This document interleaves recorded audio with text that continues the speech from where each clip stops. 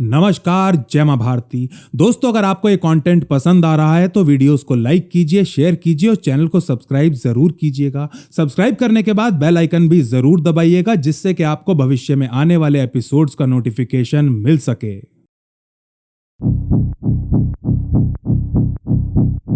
साल था 1971 और महीना दिसंबर। उस समय के ईस्ट पाकिस्तान को बांग्लादेश बनाने के लिए भारतीय फौजी और RNDW जी तोड़ मेहनत कर रहे थे। जहां भारत के फौजी मुक्ति वाहिनी को ट्रेन करने के साथ साथ दुश्मन से सीधा लोहा भी ले रहे थे, वहीं RN काव और के शंकरन नायर के सैकड़ों अदृश्य एजेंट्स पाकिस्तानी फौज की मेस से लेकर उसके वॉर रूम तक में सेंध लगा चुके थे। ऐसे माहौल के बीच 12 दिसंबर 1971 के दिन देश की प्रधानमंत्री इंदिरा गांधी द्वारा अपनी कैबिनेट की एक हाई लेवल मीटिंग बुलाई जाती है। मीटिंग जिसमें ईस्ट के बाद वेस्ट पाकिस्तान के ऊपर आक्रमण करने वाले प्लान के ऊपर विचार विमर्श किया जाता है। लगभग 2 घंटे चली यह मीटिंग भारतीय समय के अनुसार दोपहर के ठीक 1 बजे समाप्त होती है और इसके कोई 2 घंटे बाद नई दिल्ली स्थित US एम्बेसी से लैंगली के CIA हेडक्वार्टर्स को और फिर CIA हेडक्वार्टर से व्हाइट हाउस को एक क्लासिफाइड केबल ट्रांसमिट किया जाता है। एक केबल जिसमें अभी 2 घंटे पहले PMO पर हुई इस कैबिनेट मीटिंग में बोला गया एक एक शब्द लिखा हुआ था। CIA द्वारा भेजे गए इस केबल को पढ़ते ही उस समय के अमेरिकी राष्ट्रपति रिचर्ड निक्सन गुस्से के मारे भन भनाने लगते हैं। उसने मुझसे वादा किया था कि वेस्ट पाकिस्तान तो दूर की बात, वो POK को भी हाथ नहीं लगाएगी। इंदिरा गांधी कैबिनेट के नए वॉर ऑब्जेक्टिव्स को पढ़ते ही व्हाइट हाउस में एक भूचाल सा आ जाता है। US द्वारा भारतीय कॉन्सुलेट को तुरंत समन कर दिया जाता है और इंदिरा गांधी को ना चाहते हुए भी वेस्ट पाकिस्तान के ऊपर आक्रमण करने वाले प्लान को ठंडे बस्ते में डालना पड़ता है। लेकिन एक बात जो मिसेस गांधी को इससे कहीं ज्यादा परेशान कर रही थी, वो ये कि एक बंद कमरे में हुई उनकी कैबिनेट मीटिंग की word by word detail CIA को आखिर पहुंचाई किसने। अपने इस प्रश्न के उत्तर के लिए मिसेस गांधी को पूरे 12 साल इंतजार करना पड़ता है। साल 1983 में अमेरिकी पत्रकार सेमोर हर्श एक किताब लिखते हैं जिसका टाइटल था the price of power, Kissinger in the Nixon white house.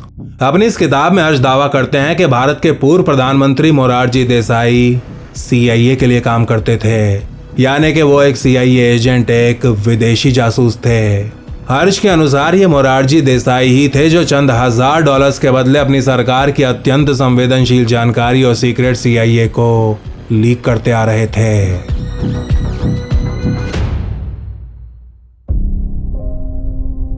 वो जानकारी या मटेरियल जिसका प्रयोग कर एक एजेंसी द्वारा किसी दूसरे देश के बड़े से बड़े आदमी को अपने लिए जासूसी करने पर मजबूर कर दिया जाए। एस्पियोनाज की दुनिया में ऐसी जानकारी को कॉम्प्रोमैट कहा जाता है। रशियन इंटेलिजेंस द्वारा स्टालिन एरा में विकसित की गई इस टेक्निक को दुनिया की हर एजेंसी प्रयोग करती है, कभी अपने दुश्मन देश के विरुद्ध तो कभी अपने मित्र देश के। और अत्यंत दुर्भाग्यपूर्ण बात यह है कि भारत के कुछ बड़े नाम भी बार बार इसकी चपेट में आते रहे हैं। कुछ बहुत बड़े नाम जो हर बार संयोगवश केवल एक ही राजनीतिक पार्टी से जुड़े होते हैं।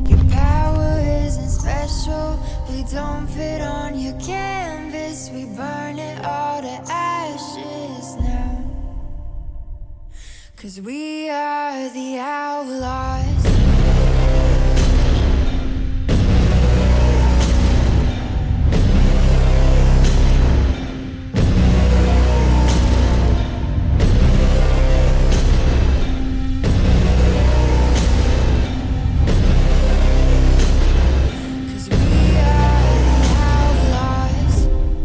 नमस्कार, जय मां भारती। जनवरी 2014 में शशि थरूर HRD के स्टेट मिनिस्टर हुआ करते थे। इस समय नई दिल्ली में उनके सरकारी आवास के ऊपर रेनोवेशन का कार्य चल रहा था और इसी के चलते वो और उनकी पत्नी सुनंदा पुष्कर लीला पैलेस होटल में रुके हुए थे। अब रोज की तरह 17 जनवरी 2014 की दोपहर को भी सुनंदा पुष्कर सोने के लिए अपने कमरे के बेड पर लेटती हैं, लेकिन फिर कभी अपनी आंखें नहीं खोलती।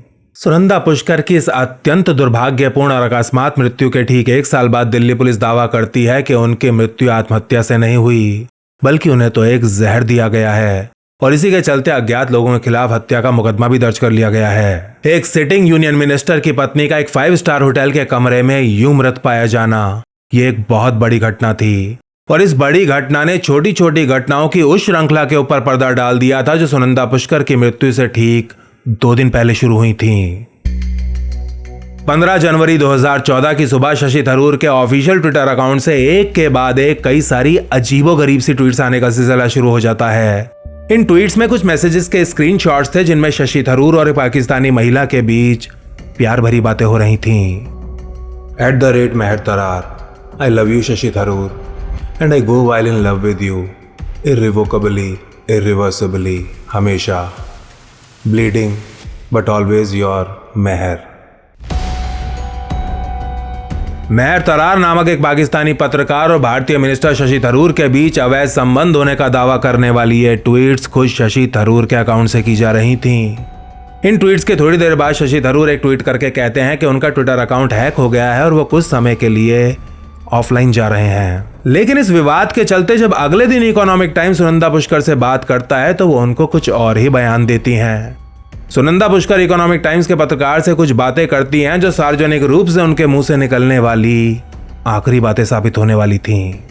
हमारे अकाउंट्स हैक नहीं हुए हैं और मैं ही ये ट्वीट्स कर रही हूँ। मैं ये और सहन नहीं कर सकती। ये एक पाकिस्तानी औरत जो एक ISI की एजेंट भी है मेरे पति के पीछे हाथ धोके पड़ी हुई है। और आप तो जानते ही हैं कि मर्द कैसे होते हैं। उसे इस अटेंशन से बहुत अच्छा लग रहा है। उसने IPL के दौरान जितने भी अपराध किए वो सब मैंने अपने सर ले लिए। लेकिन अब मैं अपने साथ ही और नहीं होने दे सकती। मैं ये और सहन नहीं कर सकती। मुझे और कुछ नहीं कहना है। स्वर्गीय श्री तरुण गोगोई नॉर्थ ईस्ट भारत के एक दिग्गज कांग्रेसी नेता जो 2001 से लेकर 2016 तक यानी कि पूरे 15 साल असम के मुख्यमंत्री रहे। उन तरुण गोगोई के घर 4 सितंबर 1982 के दिन एक पुत्र का आगमन होता है जिसे गोगोई परिवार द्वारा बड़े ही प्यार से नाम दिया जाता है गौरव। दिल्ली के सेंट कोलंबिया स्कूल से अपनी पढ़ाई पूरी करने के बाद गौरव गोगोई IP यूनिवर्सिटी से BTech की डिग्री प्राप्त करते हैं और कुछ समय तक एयरटेल में मार्केटिंग की जॉब करने के बाद मास्टर्स की पढ़ाई करने US चले जाते हैं। न्यूयॉर्क यूनिवर्सिटी में पढ़ रहे गौरव की मुलाकात इस दौरान एलिजाबेथ कॉलबर्न नामक एक लड़की से होती है। लंदन स्कूल ऑफ इकोनॉमिक्स से पढ़ी ब्रिटिश मूल की इस लड़की और गौरव को जल्द ही प्यार हो जाता है और साल 2013 में प्रेमी जोड़ा विवाह के पवित्र बंधन में बन जाता है। आज गौरव गोगोई और एलिजाबेथ की शादी को पूरे 12 साल हो चले हैं और इन 12 सालों में उनके जीवन में बहुत कुछ बदल चुका है। अपनी शादी के तुरंत बाद गौरव राजनीति में आ गए और तरुण गोगोई का बेटा होने के कारण उन्हें बिना अपनी चप्पलें घिसे पार्टी द्वारा लोकसभा का टिकट भी दे दिया गया और वो BJP के एक प्रत्याशी को हरा भारत की लोकसभा तक अत्यंत आसानी के साथ पहुंच गए। एलिजाबेथ के साथ अपनी शादी से गौरव गोगोई को 2 बहुत प्यारे बच्चे भी हुए। कहने का मतलब यह कि इस दौरान उन्होंने अपने राजनीतिक और व्यक्तिगत जीवन में काफी सारे बदलाव देखे। लेकिन एक चीज जो इन 12 वर्षों के दौरान जरा भी नहीं बदली वो थी उनकी धर्मपत्नी की नेशनैलिटी। एलिजाबेथ कोलबर्न की राष्ट्रीयता जो भारत की बहू बनने से पहले भी भारतीय नहीं थी और आज पूरे 12 साल बाद भी भारतीय नहीं है। भारतीय ऑपोजिशन के एक डेप्यूटी लीडर की पत्नी का शादी के 12 साल बाद भी भारतीय नागरिकता न लेना, यह आपको थोड़ा चौंकाने वाला तथ्य लग रहा होगा। लेकिन ऐसा इसलिए है क्योंकि अभी तक आपने एलिजाबेथ गोगोई के CV को नहीं देखा। वर्तमान में Elizabeth Gogoi Oxford policy management में प्रिंसिपल कंसल्टेंट के तौर पर काम करती हैं। फरवरी 2015 में संस्था ज्वाइन करने से पहले Mrs Gogoi climate development and knowledge network यानी कि CDKN एशिया में प्रोजेक्ट मैनेजर के पद पर कार्यरत हुआ करती थीं। CDKN नामक ये थिंक टैंक भारत में ICLEI नामक एक NGO के साथ मिलकर काम करता है और मजे की बात यह है कि CDKN के इस पार्टनर NGO को जॉर्ज सोरोस द्वारा आज तक $2 मिलियन से ज्यादा की फंडिंग दी जा चुकी है। जी हाँ, वही जॉर्ज सोरोस जिनका OCCRP नामक रिपोर्टर्स का संगठन पिछले 5 वर्षों से हाथ धोकर गौतम अडानी के पीछे पड़ा हुआ है। जॉर्ज सोरोस की फंडिंग से चलने वाला ये वही OCCRP है जिसे बांग्लादेश में अपना सब कुछ खो चुके, अपने जीवन भर की कमाई, अपनी इज्जत और यहाँ तक कि अपनी जान गंवा चुके लाखों हिंदुओं का दर्द तो आज तक दिखाई नहीं दिया। लेकिन यदि भारत सरकार अवैध रूप से अंदर घुसे रोहिंग्या और बांग्लादेशी घुसपैठियों की गिनती करने का प्रयास करे तो OCCRP में काम करने वाले विदेशी और भारतीय पत्रकारों के पेट में तुरंत मरोड़ लग जाते हैं।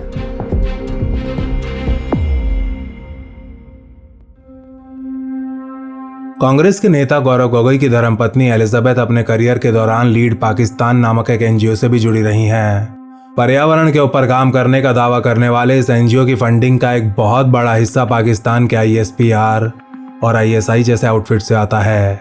ISPR के लिए प्रोपेगेंडा करने वाले इस एनजीओ के CEO का नाम है अली तौकीर शेख। ISI के इशारों पर नाचने वाला एक पाकिस्तानी जिसकी भारत के प्रति घृणा किसी से ढकी छुपी नहीं है। अली तौकीर शेख नामक ISI का एक गुर्गा एशिया में CDKN का रीजनल डायरेक्टर भी है। वो ही CDKN जिसमें एलिजाबेथ गोगोई ने लगभग 4 साल तक काम किया और जिसके साथ वो आज भी जुड़ी हुई हैं। अपने काम के सिलसिले में एलिजाबेथ गोगोई का नियमित रूप से पाकिस्तान आना जाना लगा रहता है। वो वहाँ कई हफ्तों तक रुकती भी हैं और अपने इन टूर्स के दौरान अली तौकीर शेख के साथ मिल क्लाइमेट चेंज से जुड़े कार्य भी करती हैं। वो ही अली तौकीर जिसके द्वारा की गई भारत विरोधी ट्वीट्स को पढ़ने के बाद आपको लगेगा कि ये ट्वीट्स किसी पाकिस्तानी सिविलियन ने नहीं बल्कि खुद DGISPR ने टाइप की हैं। मोदी सरकार द्वारा भारतीय मुसलमानों को बेघर कर डिटेंशन सेंटर्स में डालने जैसे बेबुनियाद दावे करना हो या फिर कोविड काल के दौरान तबलीगी जमात का बचाव करते हुए भारत के ऊपर इस्लामोफोबिया का आरोप लगाना। अली तौकीर शेख नामक ISI का एक गुर्गा आए दिन भारत सरकार के ऊपर हमले बोलता रहता है, लेकिन बात जब कांग्रेस लीडर्स की आती है, अपनी कलीग एलिजाबेथ गोगोई के पति देव की आती है, तो इस पाकिस्तानी के सुर पूरी तरह बदल जाते हैं। मार्च 2020 में जो गौरव गोगोई और उनके कुछ सांसद साथी दिल्ली दंगों का मुद्दा उठाते हुए लोकसभा की कार्यवाही को रोकने का प्रयास करते हैं तो स्पीकर द्वारा उन्हें सस्पेंड कर दिया जाता है, जो कि एक बहुत ही आम बात है।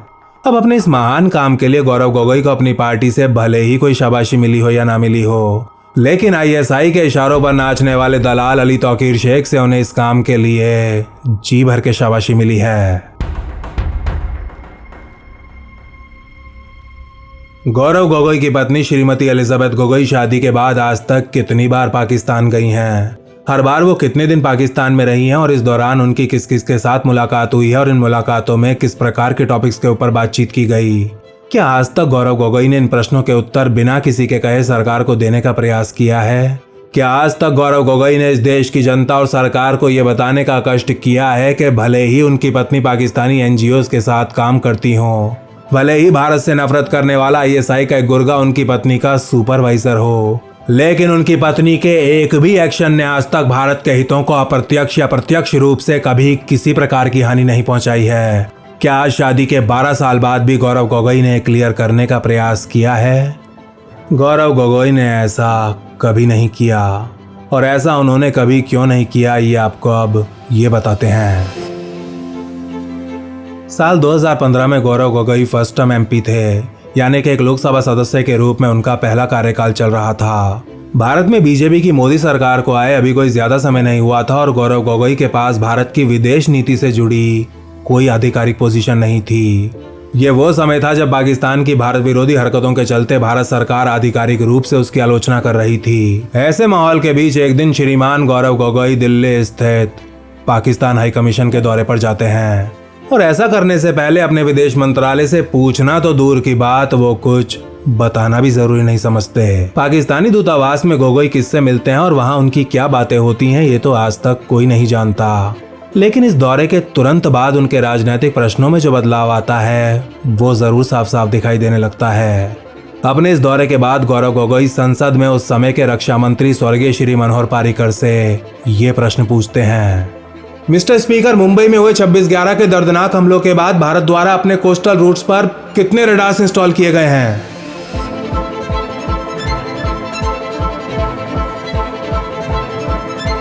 भारत के एक सिटिंग MP की पत्नी का बिना गवर्नमेंट से ब्रीफिंग लिए बार बार पाकिस्तान जाना, उसकी ऑर्गेनाइजेशन का भारत विरोधी जॉर्ज सोरोस से दोनों हाथ फैला के फंडिंग लेना, एक ISI एजेंट के साथ मिलकर काम करना, MP की इस पत्नी द्वारा कुछ पाकिस्तानी नागरिकों को भारत आमंत्रित करना जिनमें पाकिस्तानी फौज का एक अफसर भी शामिल हो।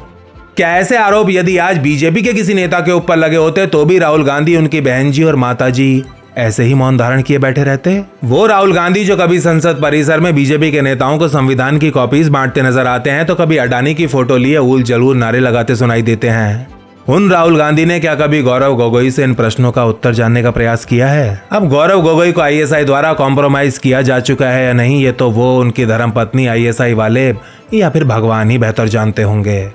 लेकिन एक बात तो साफ है कि पिछले 12 वर्षों से गौरव गोगोई जिस प्रकार का जीवन जी रहे हैं वो उन्हें कॉम्प्रोमैट के लिए एक सर्वोत्तम कैंडिडेट बनाता है। देश की सबसे पुरानी राजनीतिक पार्टी का एक सांसद बिना अपनी सरकार से अनुमति लिए पाकिस्तानी दूतावास जाता है और वहां कई घंटे भी बिताता है। उसकी पत्नी का बार बार पाकिस्तान आना जाना लगा रहता है और वह एक ISI एजेंट के साथ मिलकर क्लाइमेट चेंज के ऊपर काम भी करती रहती है। इंटरनेशनल एस्पिनाज की दुनिया में इसको कॉम्प्रोमैट की टेक्स्ट बुक डेफिनेशन यानी कि मूलभूत परिभाषा कहा जाता है।